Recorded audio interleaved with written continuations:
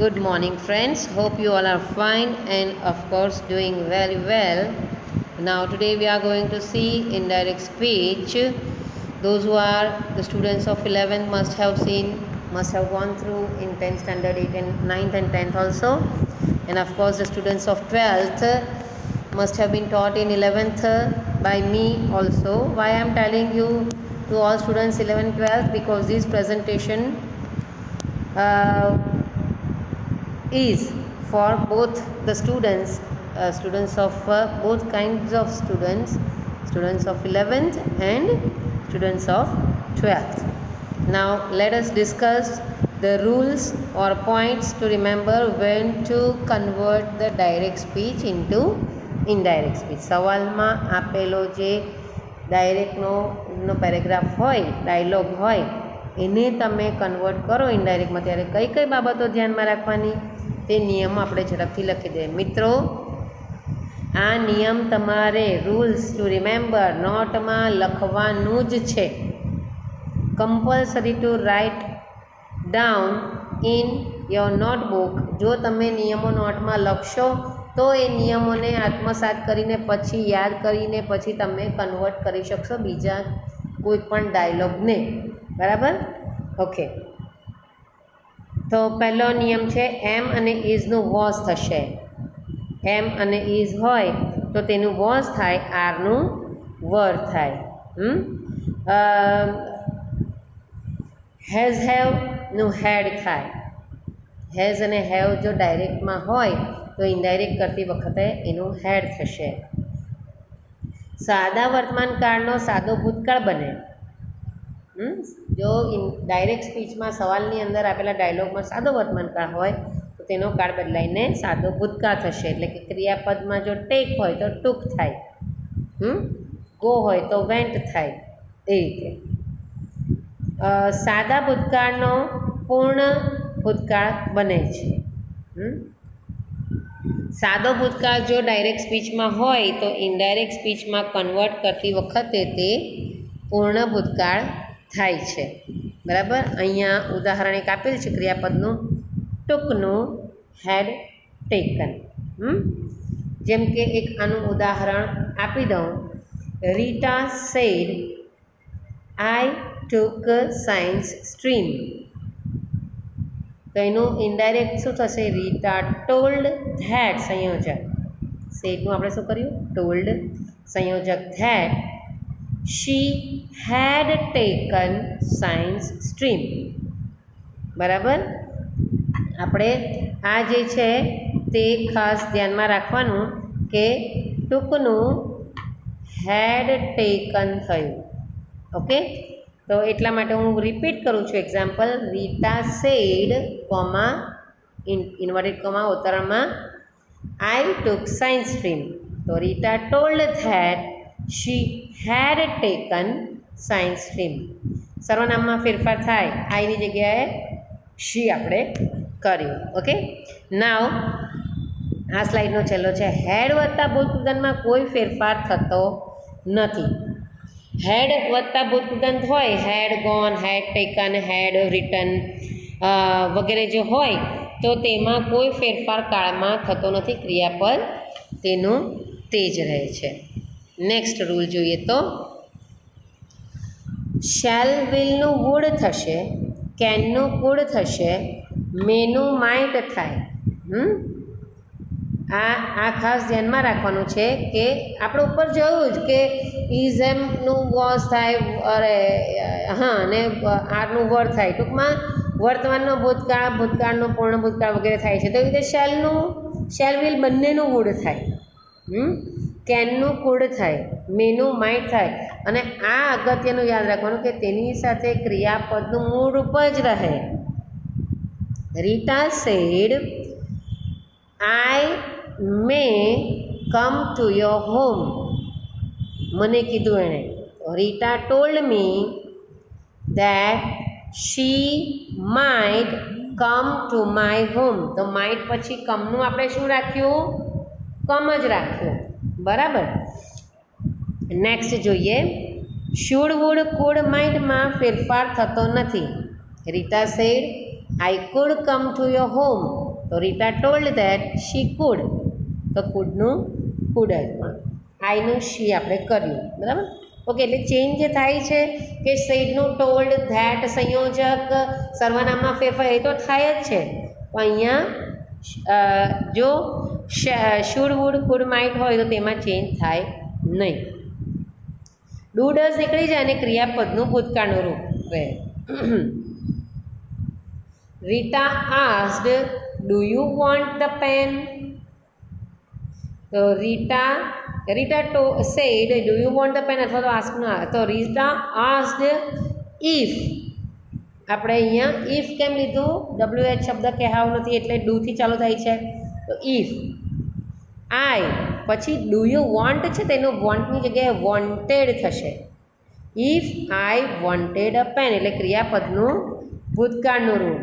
શું રાખવાનું યાર કે ડુ ડઝ નીકળી જાય અને ક્રિયાપદનું ભૂતકાળનું રૂપ એટલે શું, આપણે એ કીધું કે if I wanted a pen, do not does નોટનું ડીડ નોટ થશે. Rita said comma internal comma I don't like pizza. Rita told that she did not like pizza, તો ડુ નોટ ડઝ નોટનું ડીડ નોટ થયું. ચાલો, did નીકળી જાય અને ક્રિયાપદનું ભૂતકૃતાંત મુકાશે. એ રીતે ડીડ યુ ફિનિશ યોર, તો ડીડ યુ ફિનિશની જગ્યાએ ડીડ નીકળી જાય અને ફિનિશ્ડ થશે. ડીડ યુ રાઇટ, તો ડીડ નીકળી જાય અને રિટર્ન થશે, બરાબર, રાઇટનું. ઓકે, ડીડ નોટનું હેડ નોટ થાય. Rita said comma into inverted comma I did not write an essay, તો જવાબ શું થાય, Rita told that she had not written the essay. હવે ડીડ નોટનું હેડ નોટ થાય ને મિત્રો, હેડ પછી હંમેશા V3 જ મુકાય, એટલે મેં રિટર્ન કીધું.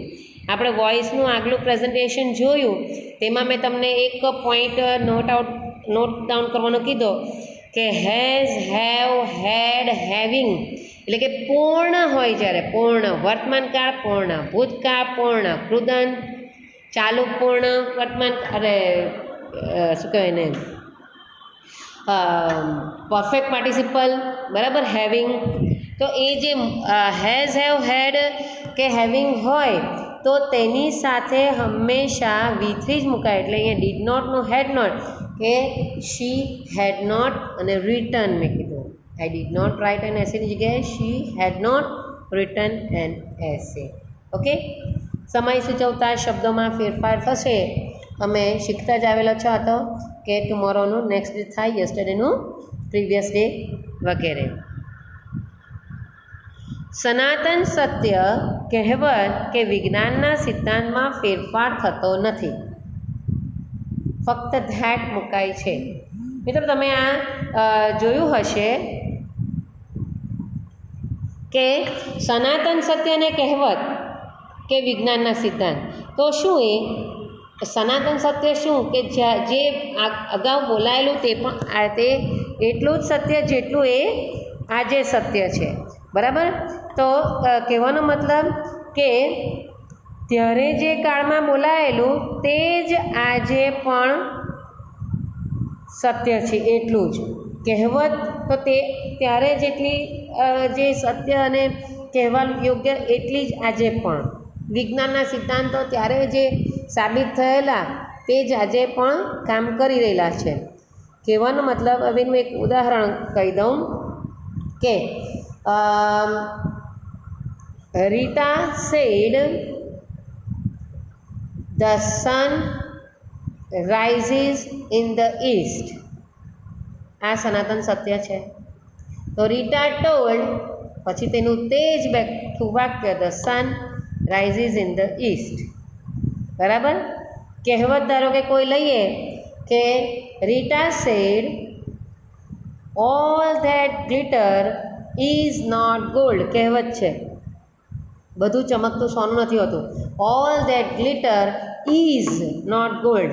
હવે અહીંયા કન્વર્ટ કરીએ ત્યારે રીટા ટોલ્ડ ધેટ, ટોલ્ડ અને ધેટ આવશે. પણ અહીંયા પેલું ઇઝનું ઇઝ જ કે all that glitter is not gold, તો ઇઝનું ઇઝ જ રહેશે મિત્રો, ક્રિયાપદમાં ફેરફાર થશે નહીં, ધેટ મુકાશે, બરાબર. All that glitter is not gold. Okay, next છે પ્રશ્નાર્થ વાક્ય, એટલે કે WHK હાવથી શરૂ થતું વાક્ય. જો પ્રશ્નાર્થ વાક્ય WHK હાવથી શરૂ થતું વાક્ય હોય તો તેનો સંયોજક, એક મિનિટ, પ્રશ્નાર્થ સૂચક શબ્દ સંયોજક બને છે, હા, તો તેનું સંયોજક શું બને? પ્રશ્નાર્થ સૂચક શબ્દ પોતે WHK હાવ. અને પ્રશ્નાર્થ વાક્ય જો સહાયકારક ક્રિયાપદથી શરૂ થતું હોય, will you come with me, shall I help you, can I help you વગેરે, તો will, shall, can, do, would, should, could, must વગેરેથી જો સહાયકારક ક્રિયાપદથી જો પ્રશ્ન શરૂ થતો હોય એવા સંજોગોમાં સંયોજક ઇફ કે વેધર બને છે. સાદા વાક્યમાં સેડ ટુને બદલે ટોલ્ડ અને પ્રશ્નાર્થમાં આસ્ડ મુકાય છે. આ તમે શીખેલા જ છો કે સેડ ટુને બદલે સાદા વાક્યમાં, વિધાન વાક્યમાં ટોલ્ડ આવશે અને પ્રશ્નાર્થમાં આસ્ડ આવશે. આજ્ઞાર્થ વાક્ય, હવે નવું ચાલશે એટલે મેં હાઇલાઇટ વધારે કર્યું છે. આજ્ઞાર્થ વાક્યમાં એટલે કે ક્રિયાપદથી શરૂ થતા વાક્યમાં, તમે ક્લાસમાં હતા ને હું ભણાવતી હતા તો હું તમને પૂછતી કે આજ્ઞાર્થ વાક્ય કેવી રીતે ઓળખાય, તો કે ક્રિયાપદથી શરૂ થતા વાક્ય હોય તો come here, don't make noise, see that picture, listen the music. તો આ કમ, સી, લિસન, ડોન્ટ, આ બધા શરૂઆત વાક્યની છે તે શું છે? ક્રિયાપદો છે. તો ક્રિયાપદોથી શરૂ થતા વાક્ય એટલે કે આજ્ઞાર્થ વાક્ય હોય તેમાં સેડ ટુને બદલે ભાવ અનુસાર શબ્દો વપરાશે. કયા શબ્દો? મેં અહીંયા કાઉન્સમાં લખેલું, જુઓ નંબર 16, તો આયરો. જો હુકમનો ભાવ હોય તો ઓર્ડર્ડ કે કમાન્ડેડ, વિનંતીનો ભાવ હોય તો રિક્વેસ્ટેડ, પ્લીઝ જેવું હોય તો ખાસ. સલાહ સૂચનનો ભાવ હોય તો એડવાઇઝડ કે સજેસ્ટેડ. સૂચનાનો ભાવ હોય તો ઇન્સ્ટ્રક્ટેડ. અથવા તો કોઈ ભાવ નહીં દેખાય તો સેડ ટુને બદલે ટોલ્ડ કે આસ્ડ પણ વપરાય છે. આ બધા order, requested, commanded, advise, instructed ક્યાં મૂકવાનું? સેડ ટુના સ્થાને, બરાબર. Doctor said, comma into and comma, કે you should take these medicines. તો અહીંયા should take these medicine, should શું બતાવે છે? એમ પણ વોટ ટુ, શુડ, અને હેડ બેટર શું બતાવે? સજેશન. તો શુડ છે એટલે સજેશન છે, એટલે અહીંયા ડૉક્ટર સેડની જગ્યાએ શું આવશે? ડૉક્ટર એડવાઇઝડ ધેટ અથવા તો સજેસ્ટેડ ધેટ આઈ શુડ, શુડનું શુડ જ હશે, ટેક ધેટ મેડિસિન્સ. ધીસનું આપણે ધેટ કર્યું, બરાબર. તો કહેવાનો મતલબ આ રીતે હુકમનો ભાવ જે છે તે ઓર્ડર્ડ, કમાન્ડર આ રીતે બદલાશે આજ્ઞાર્થ વાક્યમાં, બરાબર. ઉદ્ગાર કે આશ્ચર્યકારક વાક્યમાં એટલે કયા વાક્ય? તો કે હાવ કે વોટથી મોટે ભાગે હાવ કે વોટથી શરૂ થતા હોય તેવા વાક્ય. તો તેમાં ફરીથી ઉદ્ગાર કયા? હાવ કે વોટથી શરૂ થતા વાક્ય હોય તે, અથવા તો તે વાક્યના અંતે ઉદ્ગાર ચિહ્ન હોય. તેમાં સેડ ટુને બદલે શું મુકાશે? એક્સક્લેમ્ડ ટુ, અથવા તો એક્સક્લેમ્ડ વિથ સાથે ભાવ મુકાશે. હવે ભાવ કયા તે જોજો, નીચે છે. એક્સક્લેમ્ડ વિથ જોય અને ડિલાઇટ, ક્યારે? ખુશી હોય તો. એક્સક્લેમ વિથ સોરો, તો દુઃખ હોય તો. એક્સક્લેમ વિથ ડિસ્ગસ્ટ, ઘૃણા કે અરુચિ બતાવી હોય તો. એક્સક્લેમ વિથ એંગર, ગુસ્સો હોય તો. એક્સક્લેમ વિથ ફિયર, ડર હોય તો. એક્સક્લેમ વિથ સરપ્રાઇઝ, નવાઈ લાગે તો. એક્સક્લેમ વિથ પ્રેઝ કે એપ્રિશિએશન, વખાણ કે પ્રશંસા કરવાના હોય ત્યારે, બરાબર. કયાની વાત કરીએ છીએ આપણે? ઉદ્ગાર કે આશ્ચર્યકારક વાક્યની વાત કરીએ. વોટ કે હાઉથી, વોટ અ બ્યુટિફુલ પિક્ચર, એમ કરીને how nice it was.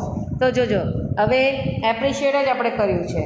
Vote a beautiful, Rita said what a beautiful picture it is. તો Rita exclaimed with praise that it was હવે અહીંયા ઇઝ નથી તો પણ આપણે વિચારવાનું કે એણે ત્યારે કીધેલું હતું એમ, તો ઇઝ બી ટુ બીનું રૂપ તો હોય જ એમ. તો it was really beautiful picture, આપણે રિયલી વચ્ચે મૂક્યું કે વેરી બ્યુટિફુલ પિક્ચર, તો વેરી મૂક્યું, બરાબર. તો એ રીતે છે. અથવા તો પછી દુઃખ હોય કે Rita said alas I have lost my cat. તો હવે આમાં આગળના મિત્ર ઉદાહરણમાં કદાચ હું એક્સપ્લેન વિથ બોલવાનું ભૂલી ગયો હતો, સોરી. આપણે આનું બીજું જોઈએ છે. જુઓ કે રીટા એક્સક્લેમ્ડ વિથ સોરો, અલાસ છે, અલાસ નીકળી ગયું. હા, Rita exclaimed with sorrow that she had lost her cat. have lost નું આપણે શું કર્યું? had lost. અને ભાવ અલાસમાં કયો આવ્યો? સોરોનો. Rita exclaimed with sorrow that she had lost the cat. બરાબર. ચાલો, અહીંયા એક બીજી વાત કરી છે કે ઓ, હુર્રા, અલાસ, વોટ, હાવ જેવા શબ્દો નીકળી જશે અને વેરી રિયલી જેવા શબ્દો મુકાય. હું બોલી જ ગઈ તે કે Rita said what a beautiful picture. Rita exclaimed with praise, આ સાચો જવાબ. Rita exclaimed with praise that it was really beautiful picture. તો વોટ નીકળી ગયું, ઇટ વોઝ મૂક્યું અને રિયલી કે વેરી જેવા શબ્દો મુકાય છે. ઓકે, આ કન્ટિન્યુઅસ છે એટલે 20મો નંબર છે. ઉદ્ગાર વાક્યમાં સંયોજક ધેટ મુકાય છે. હું બોલી જ ગઈ. Rita exclaimed with sorrow that, Rita exclaimed with praised that. બરાબર, યાદ રાખવાનું. પરવાનગી કે દરખાસ્ત સૂચવતા વાક્યો માં સે ટુને બદલે રિક્વેસ્ટેડ, આસ્ક્ડ કે ટોલ મુકાશે. અને પરવાનગી કે દરખાસ્ત સૂચવતા વાક્યો ટુથી જોડાય છે અને નકાર વાક્ય નોટ ટુથી જોડાય છે. બરાબર. તો આ ટુથી જોડાય છે એક્સક્લેમ્ડમાં, સોરી. તો એમાં શું થશે કે ઉદાહરણ આપણે જોઈએ. ધારો કે પરવાનગી કે દરખાસ્તનું કે લેટ અસ સ્ટુડન્ટ્સ સેડ, અરે અથવા તો એક વચનમાં લઈએ. સન સેડ, કોમા ઇન્ટુ એનો comma, let me do my work father. તો son requested his father to allow him to do his work. તો આ allow આવ્યું ને, to allow him to do his work. એટલે આ allow કે પરમિટ શબ્દ લેટને બદલે મુકાય. હું પાછું બોલું છું. son said, comma into and comma, let me do my work father. તો son requested father to, સંયોજક two, allow him to do his work. બરાબર. તો ટુ છે એટલે ક્રિયાપદનું મૂળ રૂપ જ રહેશે, ટુ ડુ જ રહેશે. બરાબર. ઓકે, હવે આ એક બહુ ફાઇન છે. બીજું આ પૂછાતું જ હોય છે આ પ્રકારનું વાક્ય, ધ્યાન રાખજો ખાસ. લેટવાળું, લેટસવાળું ખાસ કરીને લેટ કરતાં, કે લેટવાળા વાક્યમાં સે ટુને બદલે પ્રપોઝ ટુ કે સજેસ્ટેડ ટુ મુકાય છે. આ તો અગત્યનું છે જ કે સે ટુના બદલે પ્રપોઝ ટુ કે સજેસ્ટેડ ટુ, પણ સાથે સંયોજક પછી ધ્યેય આવશે, પછી શુડ આવશે. આ જે છે ને સજેસ્ટેડ પછી સંયોજક ધેટ, પછી ધ્યેય ગોખી કરવાનું, શુડ ગોખી કરવાનું, પછી જે વાક્ય પૂર્ણ કરવાનું હોય તે અન્ય શબ્દ હોય તે. My friend said, let us have only tea. My friend suggested that, let us નો ધ્યેય લીધું આપણે. should મૂકી જ દેવાનું, વાક્ય રચનામાં છે that they should, that they should, that they should. આ તમારે ગોખી કરવાનું છે let us વાળામાં. suggested that they should, પછી have only tea, તેનું તે જ છે. એક મોડે બીજું કહું. Students say to the teacher, let us go for a picnic, go to the picnic. So students suggested that they should go for a picnic. બરાબર. તો ધેટ દે શુડ ક્રિયાપદનું મૂળ રૂપ ગો, ધેટ દે શુડ અને ક્રિયાપદનું મૂળ રૂપ. આ વાક્ય રચના તમારે લેટર્સવાળામાં ગોખવાની. મિત્રો હું ફરીથી કહું છું, આ પ્રકારનું વાક્ય દર 1-2 વર્ષે બોર્ડમાં આવે જ છે, બરાબર. એટલે લેટર્સવાળામાં ધેટ દે શુડ ક્રિયાપદનું મૂળ રૂપ, સજેસ્ટેડ પ્રપોઝ તો ખરું જ, બેમાંથી એક આવશે સેડ ટુને બદલે, પણ ધેટ દે શુડ ક્રિયાપદનું મૂળ રૂપ ગોખી કાઢવાનું છે, બરાબર. ચાલો, અને છેલ્લો એક નિયમ જોઈ લઈએ તો કે શુભેચ્છા દર્શાવતા વાક્યમાં સેડ ટુને બદલે વિશ્ડ કે પ્રેડ મુકાય છે. Student said good morning madam, તો student wished her his teacher good morning, આમ કહેવાશે. વિશ્ડ લીધું આપણે સેડ ટુને બદલે. હવે બીજું એક છે અથવા તો પ્રેડ અથવા થેન્ક જેવું ક્રિયાપદ સીધું મૂકી શકાય. થેન્ક જેવું ક્રિયાપદ સીધું મુકાય તેનું આપણે ઉદાહરણ જોઈએ તો જુઓ કે Meeta said to me thank you for your kind help. તો મીતા સેડ ટુની જગ્યાએ ડાયરેક્ટ શું મૂક્યું? Thanked. Meeta thanked me for my kind help. અહીંયા યોરની જગ્યાએ આપણે માય ખાલી કર્યું છે, બાકી થેન્ક ક્રિયાપદ ડાયરેક્ટ અહીંયા મૂકી દીધું સેડ ટુની જગ્યાએ, બરાબર. Mita thanked me for my kind help. Okay, so આ રીતે થેન્ક જેવા ક્રિયાપદ ડાયરેક્ટ પણ મૂકી શકાય.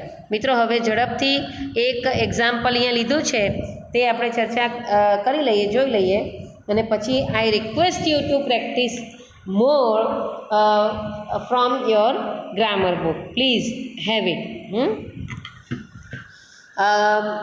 could you please lend me એક વાક્ય છે, could you please lend me your pen for a moment, said the stranger. સ્ટ્રેન્જરે શું કીધું? જો હું ગુજરાતી બી બોલતી જાઉં છું કે તમે મને પેન આપશો જરા એક ક્ષણ, થોડી વાર માટે. કેન યુ પ્લીઝ લેન્ડ મી, ઉધાર આપશો, બોરો કરશો તમે મને, એમ. લેન્ડ કરવું એટલે આપવું, એમ આપવાના હાથમાં, sorry. could you please lend me your pen for a moment, said the stranger. તો સ્ટ્રેન્જર એક વાક્ય જોતા જતા, સ્ટ્રેન્જર રિક્વેસ્ટેડ મી, પ્લીઝ છે, જોજો. ધ સ્ટ્રેન્જર રિક્વેસ્ટેડ મી. હવે સવાલ શેનાથી ચાલુ થાય છે? કુડથી. અહીંયા સહાયકારક ક્રિયાપદ કુડ છે તેનાથી ચાલુ થાય છે, એટલે the stranger requested me if I could. I am છે કાંઈ ગયું, કુડ છે એટલા માટે ઇફ છે. If I could lend him my pen for a minute. હું મારી પેન એને એક મિનિટ માટે આપી શકું. અહીંયા ફોર અ મોમેન્ટ કીધું છે, અહીંયા ફોર અ મોમેન્ટ તમે ફોર અ મોમેન્ટ કરી શકો છો. અહીંયા મેં અ મિનિટ લખ્યું છે, મોમેન્ટ જ લખવાનું. I don't like to give my pen to anybody, said I. No, મને મારી પેન કોઈને આપવાનું ગમતું નથી. એનું ઇનડાયરેક્ટ જોઈએ તો આઈ રિપ્લાઇડ. પેલા એ સવાલ પૂછ્યો છે એટલે આપણે અહીંયા રિપ્લાઇડ લઈએ. હિમ નેગેટિવલી, નકારાત્મક છે, નો, એટલે રિપ્લાઇડ હિમ નેગેટિવલી તો એકદમ કોમન છે, બધાને યાદ રહેતું જ હોય છે કે આઈ રિપ્લાઇડ હિમ નેગેટિવલી. આઈ રિપ્લાઇડ હિમ નેગેટિવલી. શું નેગેટિવલી રિપ્લાય કર્યું? ધેટ. હવે મેં તમને પેલા નિયમમાં કહ્યું ડુ નોટનું ડીડ નોટ થશે, બરાબર. આઈ ડિડન્ટ લાઇક ટુ. હવે ડિડન્ટ લાઇક પછી ટુ છે અહીંયા, એટલે ક્રિયાપદનું મૂળ રૂપ જ રહેશે અહીંયા. તો I didn't like to give my pen to anybody. હું જ બોલું છું અને અહીંયા માય પેન જ છે, તો અહીંયા માય પેનનું માય પેન જ રહેશે, બરાબર. મેં કીધું કે હું મારી પેન મને આપવાનું ગમતું નથી, તો હું બોલ્યો છું મારી પેન અને મને આપવાનું ગમતું, એટલે માય પેન જ છે, બરાબર. નેક્સ્ટ, વાય સર કીધું છે. હા, અહીંયા જોજો, do you think you won't get it back. તો વાય સર સવાલ પૂછે છે, તેમાં રિસ્પેક્ટ દેખાય છે, જોજો કે એટલે રિસ્પેક્ટ એ પોલાઇટલી કીધું છે. હી પોલાઇટલી આસ્ડ, વિનમ્રતાથી એમ. He politely ask the reason. Why sir, why છે એટલે રીઝન મૂકી જ દેવાનો આપણે. He politely ask the reason for it એને માટેનું કારણ પૂછ્યું. અને પછી આજે પૂછ્યું ને do you think you won't get it back, તો એ પાછું પૂછે છે. એન્ડ અગેન આસ્ડ પાછું અહીંયા ડુ છે, સહાયકારક ક્રિયાપદથી ચાલુ થાય છે એટલે અહીંયા ઇફ જ રહેશે. ઇફ આઈ થોટ, થિંકનો થોટ કર્યું. You won't get it back મને કહે છે એટલે આઈ વુડ નોટનું વુડ નોટ જ રહ્યું. હા, અહીંયા વોન્ટ છે, અહીંયા વુડ નોટ કર્યું છે. સોરી, અહીંયા વિલ નોટ છે. હા, વોન્ટનું સોરી મારી ભૂલ થઈ ગઈ. વોન્ટ એટલે વિલ નોટનું શોર્ટ ફોર્મ છે, તો વિલ નોટનું વુડ નોટ કર્યું. If I would not get it back, પણ અહીંયા કાળજી આ રાખજો, નિયમ યાદ રાખવાનો તે કે અહીંયા વિલ નોટ ગેટનું વુડ નોટ અને ગેટનું તો ગેટ જ રહેશે, ક્રિયાપદનું મૂળ રૂપ જ રહી છે. બરાબર. પછી શું? You are right. Sometimes I forgot to take it back, and many times the borrower forgets to return, said I. પછી મેં શું કીધું? I told him that he was right. અહીંયા આ જે છે યસ યુ આર રાઇટ વાળું તે કે he was right and added, વધારાનું બોલેલા ને ત્યારે એન્ડ એડેડ કોમન જ છે, તમને યાદ જ હશે. That સંયોજક and added that sometimes I forgot to take it back. કેટલીક વાર હું ભૂલી, અહીંયા ફોરગેટ આવશે. હા, અહીંયા ફોરગેટ આવવું જોઈએ એટલે અહીંયા ફોરગેટનું ફોગટ છે. હા, અહીંયા ફોગેટ લેજો, સાદો વર્તમાન કાળ હોય ને એટલે ફોગેટ આવે. અને અહીંયા પણ જો ફોગેટ્સ છે એટલે અહીંયા પ્રિન્ટિંગ મિસ્ટેક છે, ફોગેટનું અહીંયા ફોગટ થાય છે. બરાબર. અધરવાઇઝ સવાલમાં જો ફોગટ હોય તો હેડ ફોગટન થાય, આપણે એ નથી કરવાનું. પણ અહીંયા ફોગેટ ટાઈપિંગ મિસ્ટેક છે. ફોગેટ સવાલમાં ફોગેટ છે, જવાબમાં ફોગટ છે. તો sometimes I forgot to take it back and many times, હવે સવાલમાં શું છે? Many times the borrower forgets to return and many times the borrower forgot to return. બરાબર મિત્રો, આ જે છે અહીંયા વિડીયો પોઝ કરીને અને પણ તમારે નોટમાં લખી કાઢવાનું છે. પણ કાળજી રાખજો, સવાલમાં આ ફોગેટ લખવાનું, ફોગોટની જગ્યાએ ફોરગેટ રાખજો. ને જો ફોગોટ હોય તો અહીંયા નીચે સવાલમાં હેડ ફોગોટન આવે, તો આપણે એ કરવાનું નથી. સાદું વર્તમાન કાળ જ કહે છે વાતમાં, એટલે આઈ ફોગેટ કરજો. અને અહીંયા પણ અહીંયા તો તેનું તે જ રહેશે, ફોગેટ્સનું ફોગેટ. બરાબર. અહીંયા ખાલી પ્રિન્ટિંગ મિસ્ટેકમાં અહીંયા ફોગેટ કરવાનું ભૂલતા નહીં, એ તો પછી સોલ્યુશન ખોટું પડે. બરાબર. So this was indirect speech, it's a rule and one example. મિત્રો અત્યારે એક જ એક્ઝામ્પલ આપ્યું છે, 28 મિનિટ થઈ ગઈ છે, પણ please have practice from your grammar book. Okay, thank you very much.